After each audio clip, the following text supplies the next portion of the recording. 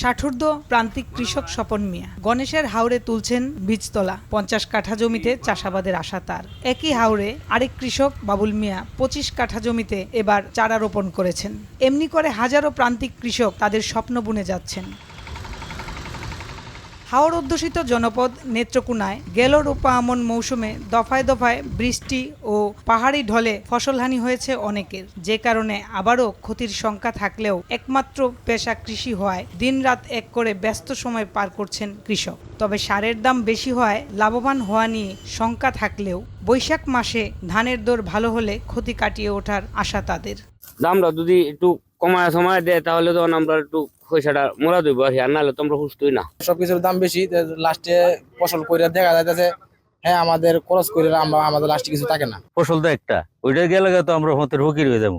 কৃষি বিভাগ বলছে হাওর অঞ্চলে আগাম বন্যার আশঙ্কা থাকায় সেখানে স্বল্প জীবনকালীন ধানের বীজ লাগাতে কৃষকদের উদ্বুদ্ধ করা হচ্ছে। আমরা আশা করি যে বড় ধরনের কোনো বিপর্যয় যদি না আসে তাহলে আমাদের হাওরের ফসলগুলি ক্ষতিগ্রস্ত হওয়ার তেমন কোনো সম্ভাবনা নেই। মাঠ পর্যায়ে যাতে রোগ এবং পোকার আক্রমণে ফসলের ক্ষতি না হয় এই জন্য আমাদের মাঠ পর্যায়ে যারা মনিটরিং করেন তাদেরকে মেসেজ দেওয়া আছে, এই ব্যাপারে আমরা অ্যালার্ট আছি। কৃষি বিভাগের তথ্য বলছে এবার বোরো আবাদের লক্ষ্যমাত্রা ধরা হয়েছে 1,85,480 হেক্টর। তার মধ্যে বন্যায় ক্ষতি হয়েছে 21,627 হেক্টর।